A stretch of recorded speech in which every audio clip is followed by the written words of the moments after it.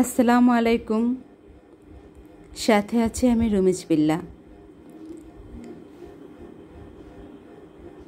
এই যে দেখেন, আজকে নদীর পাড়ে ঘুরতে এসে মনটা কেমন যেন আনচান করে গেল। এবার শীতটা ঘরে বসেই কাটালাম।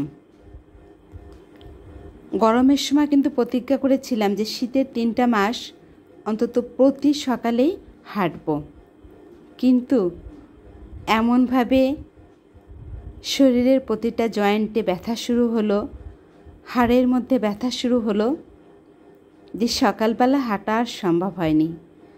তার মানে এই ব্যথাগুলো জানিয়ে দিল তুমি বৃদ্ধা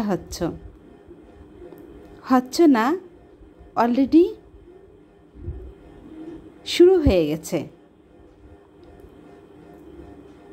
তো যাই হোক, জীবনের মাঝপথে দাঁড়িয়ে এখন যখন আবার একটু শীতটা কমে গেল, ব্যথাটা একটু কমলো, আবার একটু হাঁটতে শুরু করলাম।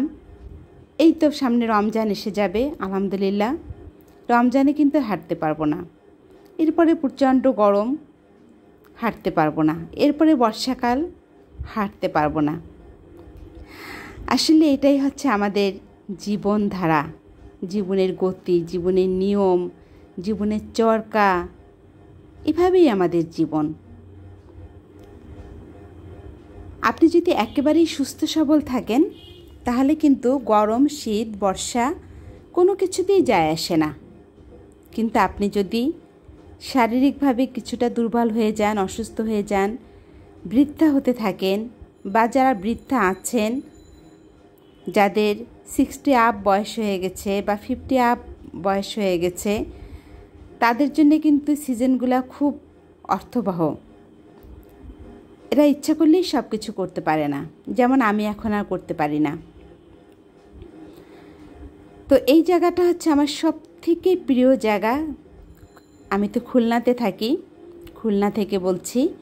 তো খুলনার এই রূপসা নদীর পাড় আমার বাসা থেকে 1 মাইলের মতো দূরে, এখানে হাঁটতে আসি। তো এতটাই পছন্দ এই জায়গাটা। আর এখানে না সকালবেলা মসজিদ থেকে নামাজ পড়ে হুজুররা আসেন, বসেন, গল্প করেন, এরপরে মহিলারা আমরা আসি, আমরা এসে কিছুক্ষণ দাঁড়িয়ে থাকি, ওনারা চলে যাওয়ার পরে আবার একটু আমরা বসি। তো এখন আর জায়গাটা আগের মতো নেই, এখন বালি দিয়ে ঢিবি করে ফেলছে, ইট দিয়ে সব বোঝাই করে ফেলছে। এখন এটা ব্যবসায়িক কেন্দ্র হয়ে গেছে। আমরা যেমন আগে খোলামেলা একটা জায়গায় বসতাম, গল্প করতাম, এখানেই হাঁটাচলা করতো অনেকে, এখন আর সেই সুযোগটা নেই। বরং এখন একটু ভয়ই লাগে যে এত উঁচু একটা বালির ঢিবির পিছনে বসবো, একা বসার তো প্রশ্নই আসে না, সঙ্গে যদি 2-1 জন থাকে তাহলে একটু বসা যায়। তো যাই হোক বন্ধুরা, যে রমজান হয়তো পাবো আলহামদুলিল্লাহ, আর শবে বরাত তো আজকে পেয়ে গেলাম। তো শবে বরাত বলতে আসলে কিন্তু কোরআন হাদিসে কিছু নেই, যেটা হচ্ছে মধ্য শাবান। তো মধ্য শাবান মানে আমরা কি করতে পারি, কি ধরনের ইবাদত করতে পারি? মধ্য শাবানে কিন্তু আমাদের রোজা রাখাটাও তো নফল রোজা আছেই, সেটা হচ্ছে আইএমএ বীজের যে রোজা আমরা রাখি প্রত্যেক মাসের 13, 14, 15, ঠিক সেই রকমই কিন্তু প্রত্যেক আরবি মাসের 13, 14, 15 ঠিক সেই রকমই কিন্তু আমরা এই শাবান মাসেও আমরা এই 13, 14, 15 3 দিন রোজা রাখব। এটাই হচ্ছে আমাদের নফল ইবাদত এবং মধ্য শাবানের ইবাদত। এবং কেউ যদি আলাদাভাবে নামাজ পড়তে চান, আপনি তাহাজ্জুদ পড়বেন। যারা তাহাজ্জুদ পড়েন না তারা ঠিক করে নেবেন যে এই সময় আমরা তাহাজ্জুদ পড়বই, ঠিক এইভাবেই আমরা ইবাদতের মধ্যে রাতটা কাটিয়ে দেব।